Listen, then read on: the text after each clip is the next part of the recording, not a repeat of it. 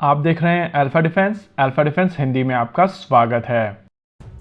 आज के इस वीडियो में हम लोग बात करेंगे इंडिया के सबसे पावरफुल फ्रिगेट और डिस्ट्रॉयर के बारे में। कल रक्षा मंत्री राजनाथ सिंह ने एक प्रोजेक्ट 15B डिस्ट्रॉयर और एक प्रोजेक्ट 17A फ्रिगेट को मझगांव डॉक से लॉन्च किया था। ये दोनों ही शिप इस समय इंडिया के सबसे पावरफुल और सबसे केपेबल फ्रिगेट और डिस्ट्रॉयर हैं। देखिए, इंडिया की तरफ से जो भी शिप बनाए जाते हैं उन सभी में इंक्रीमेंटल चेंजेस होते हैं, यानी कि अगर फ्रिगेट और डिस्ट्रॉयर सेम क्लास के भी हैं तभी पिछले शिप की तुलना में ये शिप बेहतर होते हैं। और इसी वजह से हम लोग यहाँ पर कह रहे हैं कि ये दोनों शिप इंडिया के सबसे पावरफुल फ्रिगेट और डिस्ट्रॉयर हैं। सबसे पहले बात कर लेते हैं डिस्ट्रॉयर के बारे में। कल जो डिस्ट्रॉयर लॉन्च किया गया था उसको नाम दिया गया है INS सूरत और ये विशाखापट्टनम क्लास का चौथा डिस्ट्रॉयर है। विशाखापट्टनम क्लास में 4 डिस्ट्रॉयर बनाए गए हैं और ये डिस्ट्रॉयर्स बेसिकली कोलकाता क्लास के इम्प्रूव्ड वेरिएंट हैं। इस क्लास में जो 4 डिस्ट्रॉयर्स हैं उनका नाम है INS Visakhapatnam, INS Mormugao, INS Imphal और जो कल डिस्ट्रॉयर लॉन्च हुआ था उसको नाम दिया गया है INS सूरत। विशाखापट्टनम क्लास के डिस्ट्रॉयर्स 7,400 टन डिस्प्लेसमेंट वाले शिप हैं। इनको पार करने के लिए यूक्रेनियन गैस टर्बाइन इंजन का प्रयोग किया जाता है और इसी वजह से जरूरी है कि आगे चलकर इन इंजन्स का रिप्लेसमेंट भारत को देखना पड़ेगा। अगर इस शिप के रेडार्स और सेंसर्स की बात की जाए तो इनका main radar Israeli company IAI का ELM-2248 MF star S band एसा रेडार है। वहीं पर सेकेंडरी रेडार ROL-2 है जो कि एक L band air search radar है। सरफेस सर्च के लिए इसमें एक X बैंड रेडार का भी प्रयोग किया जाता है। ये थर्मा और टाटा का स्कैनस्टर 6002 X band surface search radar है। प्रैक्टिकली ये शिप 500 किलोमीटर के एरिया के ऊपर नजर रख सकता है और इस इलाके में कोई भी अगर हॉस्टाइल टारगेट आता है तो उसको ट्रैक करके उसके ऊपर वेपन भी गाइड कर सकता है। इसके अलावा इन शिप्स में बेल होम्सा नेक्स्ट जनरेशन बो माउंटेड सोनार का प्रयोग किया जाता है। एक्टिव टोड अरे सोनार बेल नागिन का प्रयोग किया जाता है। इलेक्ट्रॉनिक वॉरफेयर स्वीट शक्ति का प्रयोग किया जाता है। कम्युनिकेशन स्वीट नयन का प्रयोग किया जाता है। डिकॉय लॉन्चर कवच और anti torpedo system NSTL Maareech का भी इसमें प्रयोग किया जाता है।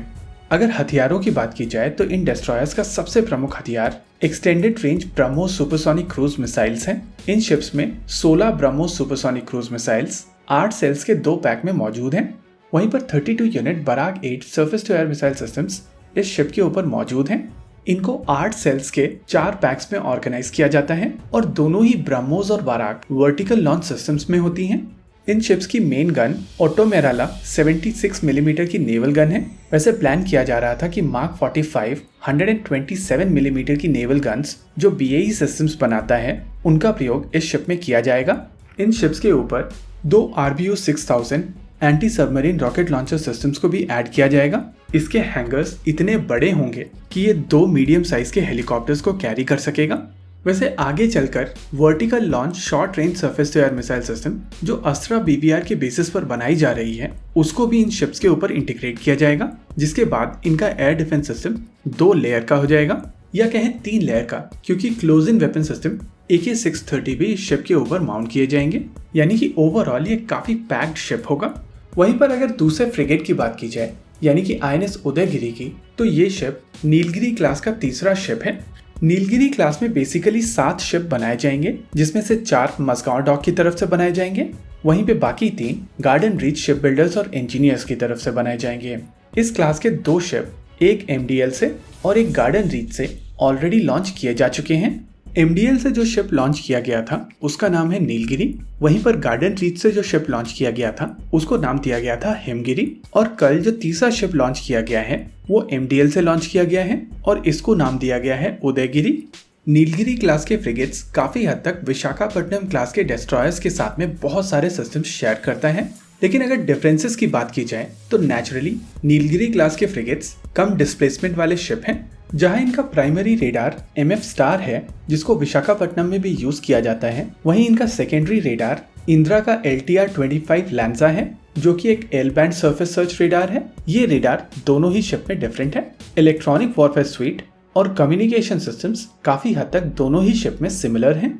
अगर हथियारों की भी बात की जाए तो ये भी काफी हद तक दोनों ही शिप में सेम है। बस फर्क इतना है कि नीलगिरी क्लास में केवल 8 ब्रह्मोस हैं, वहीं पर विशाखापट्टनम क्लास 16 ब्रह्मोस कैरी करता है। ये शिप भी 2 हेलीकॉप्टर्स कैरी कर सकेंगे। यानी कि अगर क्षमताओं की बात की जाए तो ये काफी पावरफुल फ्रिगेट्स होंगे। यहाँ पर सबसे इम्पोर्टेंट चीज ये है कि ये दोनों ही शिप काफी ज्यादा मॉड्यूलर शिप्स हैं और आने वाले सारे नए सिस्टम्स इनके साथ में इंटीग्रेट किए जा सकेंगे, यानी कि इंक्रीमेंटल चेंजेस के साथ साथ ये अपग्रेडेबल सिस्टम्स हैं।